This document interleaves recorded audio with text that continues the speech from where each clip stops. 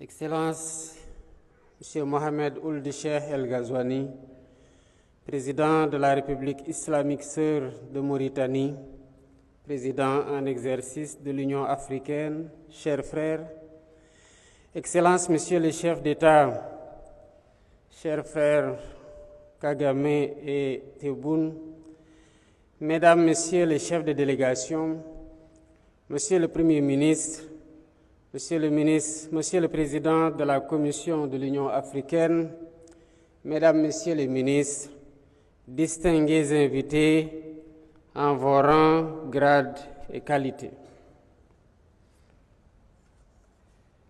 Mesdames, Messieurs, je tiens d'abord à remercier mon frère, le président Ghazouani, pour son invitation à cette rencontre et les dispositions habituelles qu'il a bien voulu faire prendre pour faciliter notre séjour ici. Nous nous sentons bien chez nous. Son implication, je lui renouvelle mes félicitations pour son leadership et son remarquable travail à la tête de l'Union africaine dans un monde en constante mutation, marqué par des turbulences préoccupantes.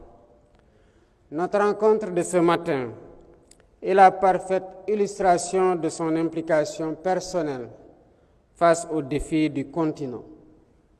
Cette invitation s'inscrit dans le cadre de la mise en œuvre du thème de l'année de l'Union africaine et témoigne également de l'importance que nous accordons tous aux thématiques qui touchent le cœur de notre avenir, à savoir l'éducation, la jeunesse et l'employabilité.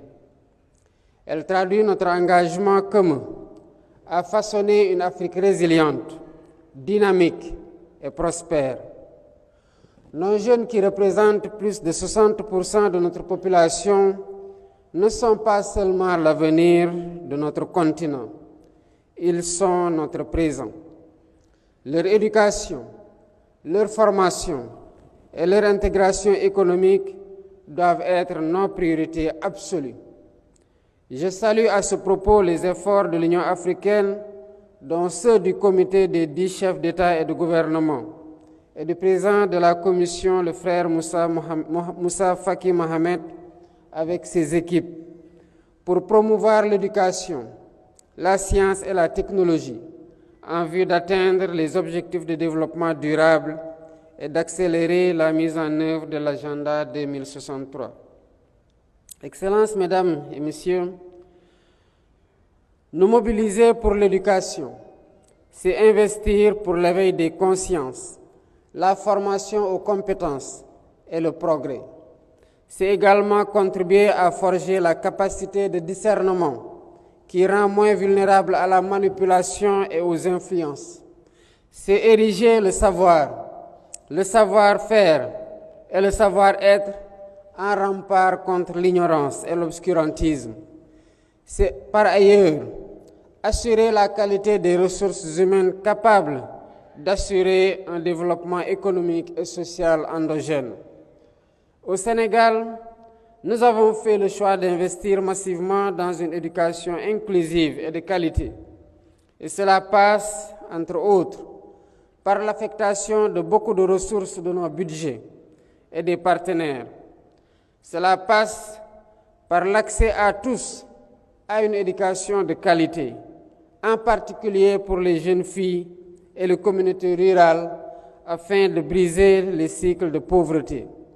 Cela passe par le renforcement de l'éducation, de l'introduction des technologies, du numérique dans le système d'éducation, de formation à tous les niveaux. Cela passe par le renforcement de la formation technique et professionnelle adaptée aux besoins du marché pour connecter nos jeunes au monde du travail. Mais il ne suffit pas de former, il faut aussi créer des opportunités d'emploi et des écosystèmes favorables. La jeunesse est le moteur de la transformation économique. Nos jeunes regorgent de créativité et d'ambition. C'est à nous, décideurs, de leur offrir les conditions nécessaires pour innover et entreprendre. C'est ce que nous faisons au Sénégal, où l'investissement dans le capital humain de qualité et l'équité sociale sont au cœur du nouvel agenda de transformation de notre système et du pays à l'horizon 2050. Nos programmes visant à favoriser l'employabilité sont déjà en cours d'exécution et plusieurs autres phases d'initiation.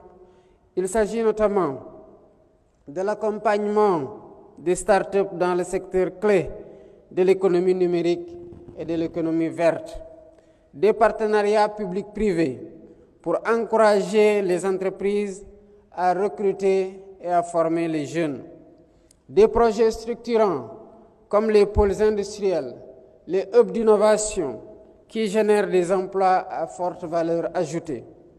Nous ne devons toutefois pas sous-estimer les défis, car l'écart entre les compétences enseignées et les besoins du marché reste important. La question de la transition démographique exige aussi des solutions rapides et durables. Cela demande des mesures telles que des politiques continentales harmonisées pour favoriser la mobilité des talents et des opportunités. Cela demande une collaboration renforcée avec nos partenaires internationaux pour mobiliser davantage de ressources et d'expertise. Le développement des infrastructures éducatives et numériques pour réduire la fracture entre les zones urbaines et les zones rurales.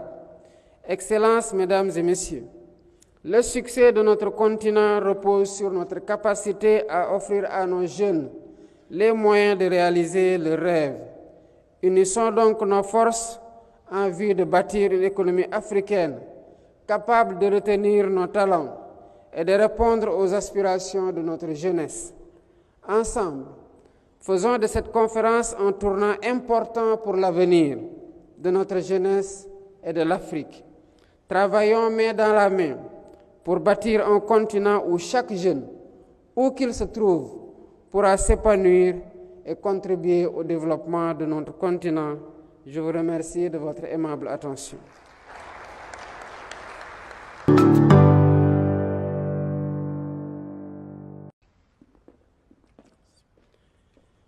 Excellences, Monsieur Mohamed Ould Cheikh El Ghazouani, président de la République islamique sœur de Mauritanie, président en exercice de l'Union africaine, chers frères, Excellences, Messieurs les chefs d'État, chers frères Kagame et Tebboune, Mesdames, Messieurs les chefs de délégation, Monsieur le Premier ministre, Monsieur le Président de la Commission de l'Union africaine, Mesdames, Messieurs les ministres, distingués invités en vos rangs, grades et qualités.